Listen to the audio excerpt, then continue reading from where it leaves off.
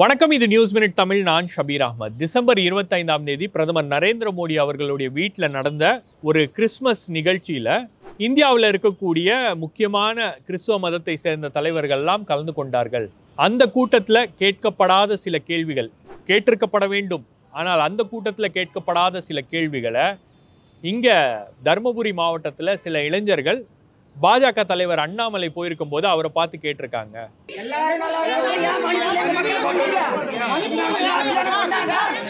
மணிப்பூர்ல கிறிஸ்தவர்கள் மீதான தாக்குதல் ஏன் நடக்கிறது, அந்த தாக்குதலை தடுத்து நிறுத்துறதுக்கு பிஜேபி அரசாங்கம் என்ன பண்ணுச்சு, பிஜேபி கட்சி என்ன பண்ணுச்சு அப்படின்ற கேள்விகளை முன் வச்சிருக்காங்க. அந்த கேள்விகள் கேட்ட உடனே அண்ணாமலைக்கு கடுமையான அதிர்ச்சி. தன்னுடைய என் மண் என் மக்கள் யாத்திரை நிமித்தமாக அவர் தர்மபுரியில் இருக்கக்கூடிய பி பள்ளிப்பட்டி அப்படின்ற ஒரு இடத்துல மிகவும் பழமை வாய்ந்த ஒரு மாதா சர்ச் இருக்கு. அந்த சர்ச்சுக்கு அவர் போறாரு. அங்கே விளையாடிட்டு இருந்த அந்த இளைஞர்கள்லாம் அண்ணாமலை வராரு அப்படின்னு தெரிஞ்ச உடனே ஒரு 30-40 பேர் எல்லாரும் ஒன்னா சேர்ந்து போய் அவர் அந்த மாலை போட வரும்போது அந்த மாதா சிலைக்கு நீங்க மாலை போடக்கூடாது, ஏன் நான் மாலை போடக்கூடாது அப்படின்னு அவர் கேட்கும்போது, மணிப்பூர்ல கிறிஸ்தவர்கள் மீது தாக்குதல் நடக்குது, மணிப்பூர்ல கிறிஸ்தவர்கள் கொல்லப்படுகிறார்கள், உங்களுடைய கவர்மெண்ட் தான் அங்க இருக்கு, ஒன்றிய அரசாங்கத்திலயும் உங்களுடைய கவர்மெண்ட் தான் இருக்கு, நீங்க அதை தடுத்து நிறுத்துறதுக்கு என்ன பண்ணீங்க, அந்த தாக்குதலை நீங்கள் தடுத்து நிறுத்தி இருக்க வேண்டும், நீங்க கண்டிச்சிருக்க வேண்டும், அங்க இருக்கக்கூடிய முதலமைச்சர் மீது நடவடிக்கை எடுத்திருக்க வேண்டும், மதத்தை வச்சு நீங்க தொடர்ச்சியாக அரசியல் செய்கிறீர்கள் அப்படின்னு ஒரு பகிரங்கமான குற்றச்சாட்டை அவர் மேல வைக்கிறாங்க. அண்ணாமலை கடுமையா அதிர்ச்சி ஆயிடுறாரு. இந்த மாதிரியான ஒரு கேள்வி வரும் அப்படின்றது அவர் எதிர்பார்க்கல. ஏன்னா பிரதமருடைய வீட்டில் நடக்கக்கூடிய ஒரு நிகழ்வுலயே இந்த கேள்விகள்லாம் கிறிஸ்தவ மதத்தை சேர்ந்த தலைவர்கள் யாரும் எழுப்பல, பிஷப்ஸ் யாரும் எழுப்பல அப்படின்னும் போது இங்க தர்மபுரியில பி பள்ளிப்பட்டி அப்படின்ற ஒரு ஊர்ல இந்த கேள்விகள் பாஜகவுக்கு எதிராக எழுப்பப்பட்டிருக்கு. பாஜக அக்கௌண்டபிலிட்டியை ஃபிக்ஸ் பண்ணி மக்கள் அந்த கேள்வியை கேட்குறாங்க, அக்கௌண்டபிலிட்டியை நீங்கள் ஃபிக்ஸ் பண்ணுங்க அப்படின்ற அந்த கேள்வியை எழுப்புறாங்க அப்படின்னும் போது அங்கே ஒரு வாக்குவாதம் அப்படின்றது நடக்கிறது. இதெல்லாம் வீடியோவில் பதிவாயிருக்கு. அந்த வீடியோவில் அண்ணாமலை இந்த சர்ச் என்ன நீங்கள் எப்படி சொந்தம் கொண்டாடுவீங்க, இது பொதுவான ஒரு இடம், ஸோ இந்த இடத்துல நீங்கள் எப்படி நான் வரக்கூடாது அப்படின்னு நீங்கள் எப்படி சொல்வீங்க அப்படின்ற பல்வேறு கேள்விகளை கேட்குறாங்க. பட் அந்த மக்கள் அங்கே இருக்கக்கூடிய அந்த இளைஞர்கள் அவங்க கேட்கக்கூடிய ஒரே கேள்வி என்னன்னா, மணிப்பூரில் இந்த மாதிரி சம்பவங்கள்லாம் நடந்திருக்கு, அதை நீங்கள் கண்டிக்கல, ஒன்றுமே பண்ணல, அதை தடுத்து நிறுத்தலை, இப்போ இங்கே நீங்கள் இந்த மாதா சிலைக்கெல்லாம் மாலை போட வேண்டிய அவசியம்லாம் இல்லை, நீங்கள் வரவே வராதிங்க, நாங்கள் பார்த்துக்குறோம் அப்படின்ற மாதிரி அவங்க பதில் சொல்கிறாங்க.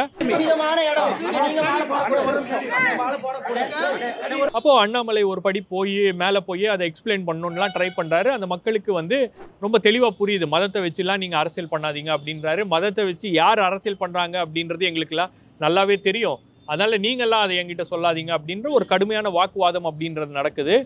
அது மட்டும் இல்லாமல் அண்ணாமலையுடைய ரியாக்ஷன் அப்படின்னு பார்த்தீங்கன்னா ரொம்பவே ஒரு கடுமையான ரியாக்ஷனாக இருக்குது. தான் ஒரு அரசியல் கட்சி தலைவர், தன்னுடைய கட்சி ஒன்றிய அரசாங்கத்தில் ஆட்சியில் இருக்குது அப்படின்றதுக்காக நான் ஒரு 10,000 பேரை கூப்பிட்டு இங்கே தர்ணா பண்ணுவேன், நீங்கள் என்ன பண்ணுவீங்க அப்படின்ற ஒரு மிரட்டல் தொனியில் அண்ணாமலை பேச ஆரம்பிக்கிறாரு. பட் அந்த மக்கள்லாம் பெரிய அளவுக்கு அசரல.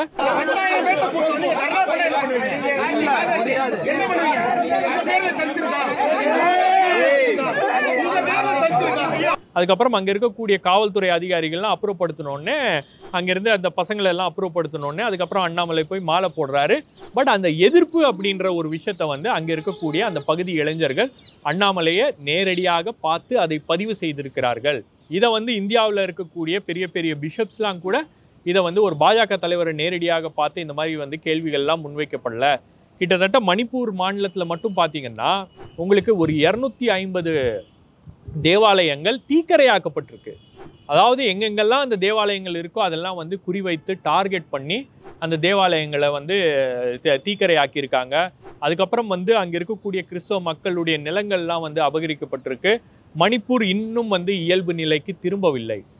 சமீபத்தில் ஒரு மாதத்துக்கு முன்னாடி தான் அங்கே அந்த மணிப்பூர் பிரச்சனையில் இறந்த ஒரு 97 பேருடைய சடலங்களை ஒரே அடியாக அவங்க ஒரு மாஸ் பரியல் அப்படின்றத பண்ணாங்க. அந்த ட்ரோன் ஃபுட்டேஜ்லாம் நீங்கள் பார்த்தீங்கன்னா இது இந்தியாவில் தான் இந்த மாதிரி காட்சிகள்லாம் நடக்குதா அப்படின்ற அளவுக்கு கேள்வி எழுப்பக்கூடிய ஒரு சூழல் அப்படின்றது இன்னைக்கு ஏற்பட்டிருக்கு. மணிப்பூர் இன்னைக்கு அப்படியே கம்ப்ளீட்டாக டிவைட் ஆகிருக்கு. ஆனால் இந்த மணிப்பூருடைய தாக்கத்தை எப்படியாச்சும் ஓவர் கம் பண்ணணும் அப்படின்ற ஒரு தீவிர முயற்சியில் பாஜக ஈடுபட்டிருக்கு. ஏன்னா பாஜக கடந்த சில ஆண்டு காலமாகவே பார்த்தீங்கன்னா உங்களுக்கு ஏன் வந்து அண்ணாமலை திடீரென்று ஒரு தேவாலயத்துக்கு போய் வந்து அவர் மாலை போடணும் அப்படின்னு விரும்புகிறாரு, ஏன் திடீரென்று ஈஸ்டர் அன்னைக்கு வந்து பிரதமர் நரேந்திர மோடி ஒரு சர்ச்சுக்கு போகிறாரு, ஏன் அவருடைய வீட்டில் வந்து ஒரு கிறிஸ்மஸ் நிகழ்ச்சியை நடத்துகிறாரு, கிறிஸ்துவ தலைவர்கள் எல்லாம் ஏன் அவர் அழைத்து பேசுகிறாரு அப்படின்னா அதற்கு பின்பு ஒரு தேர்தல் கணக்கு அப்படின்றது இருக்குது. அது என்ன கணக்கு அப்படின்னு பார்த்தீங்கன்னா, கடந்த சில ஆண்டுகளாகவே பாஜக எப்படியாச்சும் வந்து அந்த மைனாரிட்டி ஓட் பேங்க் இருக்கு இல்லையா, அதாவது கிறிஸ்துவர்கள், இஸ்லாமியர்கள், இவங்களுடைய இந்த மைனாரிட்டி ஓட் பேங்க் அப்படின்றது ஒரு பெரிய முக்கியமான ஃபேக்டராக இருக்குது. குறிப்பாக தமிழ்நாடு, கேரளா போன்ற பகுதிகளெலாம் ஒரு முக்கியமான ஃபேக்டராக இருக்குது. மற்ற பகுதிகள்லையும் வந்து இந்த மைனாரிட்டி ஓட் பேங்க் வந்து அப்படியே வந்து காங்கிரஸுக்கு ஆதரவாக இருக்கிறது அப்படின்ற ஒரு சூழல் அப்படின்றது இருக்கும்போது இதை எப்படியாச்சும் பிரேக் பண்ணணும், இதை எப்படியாச்சும் வந்து இதில் ஒரு விரிசலை ஏற்படுத்த வேண்டும் அப்படின்ற ஒரு கண்ணோட்டத்தோட, ஒரு கால்குலேஷனோட பிஜேபி வந்து தொடர்ந்து ஒர்க் பண்ணிட்டு இருக்காங்க. அதை கேரளாவில் ஓரளவுக்கு அவங்க சக்ஸஸ்ஃபுல்லாகவும் இருக்காங்க. அந்த சிரியன் கிறிஸ்டியன்ஸ் மத்தியில் ஒரு வன்மம் அப்படின்றது வந்து நம்மளால் வந்து தொடர்ந்து பார்க்க முடிகிறது. அங்கே வந்து தொடர்ச்சியாக அந்த ஆன்டி முஸ்லீம் ரெட்டரிக் அப்படின்ற ஒரு விஷயத்த வந்து அவங்களும் தொடர்ந்து பேசிகிட்டு இருக்காங்க. அது மட்டும் இல்லாமல் கேரளாவில் வந்து பிஜேபியுடைய மைனாரிட்டி மோர்ச்சா தொடர்ச்சியாக அந்த பகுதிகளில் போய் அவங்க வந்து கிறிஸ்தவ மக்களை சந்தித்து அங்கே இருக்கக்கூடிய ரப்பர் பிளான்டேஷன் ஏரியாஸாக இருக்கட்டும் அல்லது அங்கே இருக்கக்கூடிய மற்ற பகுதிகளாக இருக்கட்டும் கிறிஸ்துவர்களுடைய ஆதரவை திரட்டுவதற்காக களத்தில் பயங்கரமாக வேலை பார்த்துட்டு இருக்காங்க. பல இடங்களில் நீங்கள் பார்த்தீங்கன்னா உங்களுக்கு கிறிஸ்மஸ் அல்லது ஈஸ்டர் இந்த மாதிரி முக்கியமான நாட்களில் பிஜேபியுடைய லோக்கல் லீடர்ஸ் போய் அந்த கிறிஸ்டியன் பிஷப்ஸை சந்திக்கிறது, அந்த அந்த அந்த கிறிஸ்துவ சமூகத்தை சேர்ந்த பெரிய ஆட்கள் இருப்பாங்க இல்லையா, தலைவர்கள்லாம் இருப்பாங்க இல்லையா, அவங்கள போய் பார்க்கறது, இந்த மாதிரியான விஷயங்கள் எல்லாம் அவங்க ரொம்ப தீவிரமாக ஈடுபட்டிருக்காங்க. ஸோ எப்படியாச்சும் இந்த ஓட் பேங்க்கில் ஒரு விரிசல் ஏற்படுத்தி விட வேண்டும், ஒரு டிவைடை கிரியேட் பண்ணணும் அப்படின்ற ஒரு முயற்சி என்பது இருக்கிறது. ஸோ அந்த முயற்சியுடைய ஒரு பகுதியாக தான் திடீரென்று இப்போ இந்த கிறிஸ்டியன்ஸுடைய ஓட் பேங்க்கு அவங்களுக்கு ஆதரவாக நீங்கள் வந்து செயல்பட வேண்டும், அவங்களுடைய ஆதரவை நீங்கள் பெற வேண்டும் அப்படின்றதுக்காக இப்போ அண்ணாமலை திடீரென்று மாதா கோயிலுக்கு போய் வந்து மாலை போடுறது. இதே பள்ளிப்பட்டியில் அண்ணாமலை வந்து மாதா கோயிலுக்கு மாலை போடுவேன், எனக்கு எல்லா மதமும் வந்து சம்மதம் அப்படின்ற மாதிரி ஒரு தோற்றத்தை ஏற்படுத்த முயற்சி பண்ணுறார்.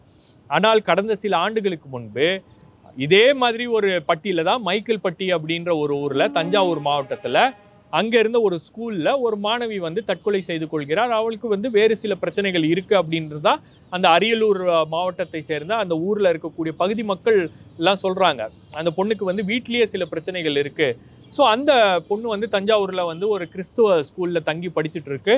அங்கே படிச்சுட்டு இருக்கும்போது அந்த மாணவி வந்து மருந்து குடிச்சிடுறா. அதுக்கப்புறம் அந்த மாணவியை கொண்டு போய் ஹாஸ்பிட்டலில் சேர்க்குறாங்க. ஹாஸ்பிட்டலில் அந்த மாணவி உயிரோடு இருக்கும்போது அந்த மாணவிகிட்ட ஒரு வீடியோவை எடுத்துக்கிட்டு அந்த வீடியோவை அந்த மாணவி மறைந்ததுக்கு பிறகு அண்ணாமலை தான் அதை வெளியிடுகிறார்.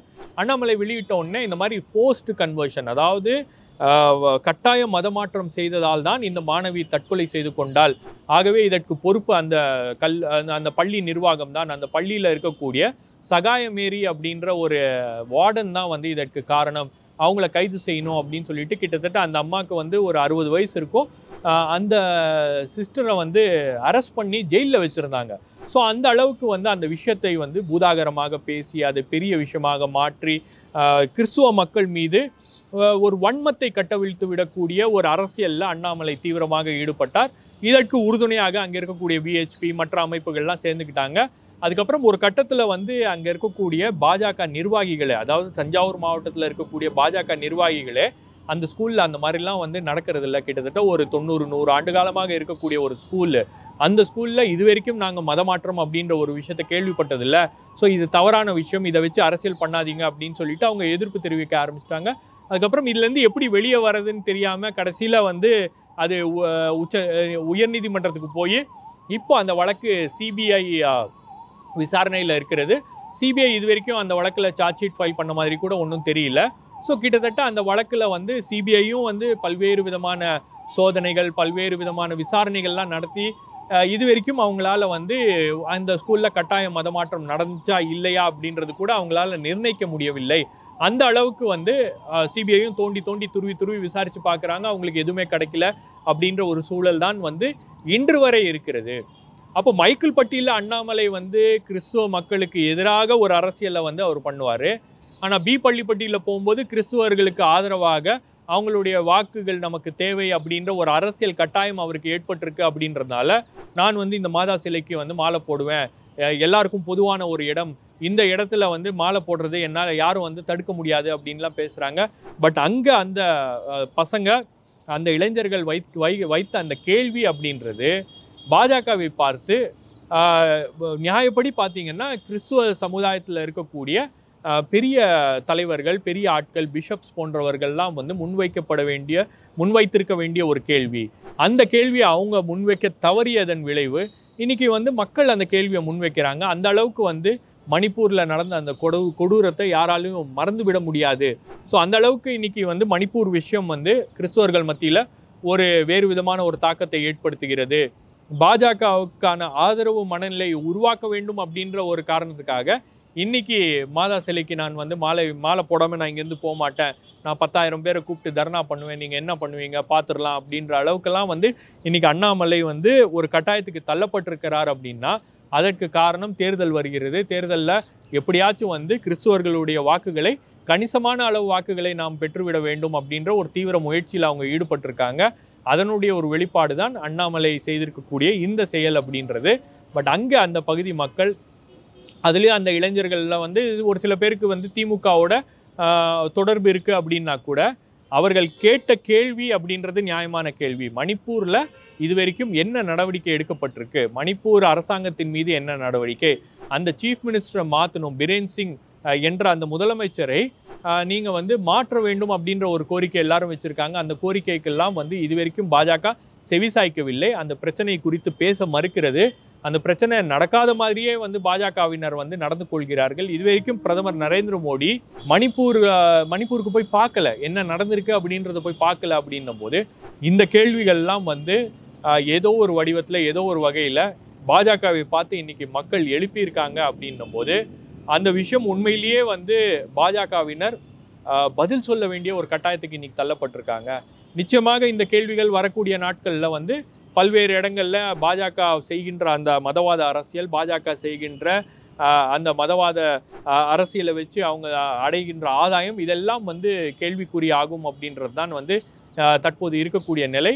ஸோ பாஜகவுடைய இன்னைக்கு அவங்களுடைய எண்ணம் எல்லாம் வந்து எப்படியாச்சும் இந்த மக்களை வந்து நாம் வந்து வென்றெடுக்க முடியாதா, எப்படியாச்சும் ஒரு டிவைடை கிரியேட் பண்ண முடியாதா அப்படின்ற ஒரு இலக்கை நோக்கி தான் அவங்க வந்து பயணம் பண்ணிட்டு இருக்காங்க. 2024 கணிசமான அளவு வாக்குகள் கிறிஸ்துவ சமுதாயத்திலிருந்தும் பாஜகவுக்கு வர வேண்டும் அப்படின்ற ஒரு இலக்கு என்பது நிர்ணயிக்கப்பட்டிருக்கு அப்படின்றது இதுலேருந்து வெளிப்படையாக தெரியுது. அதனால தான் இன்னைக்கு வந்து அண்ணாமலை சர்ச்சுக்கு போய் மாலை போடக்கூடிய ஒரு காட்சிகள் எல்லாம் நம்ம பார்க்குறோம். வேறொரு நிகழ்ச்சியில் உங்களை சந்திக்கிறேன். நன்றி, வணக்கம்.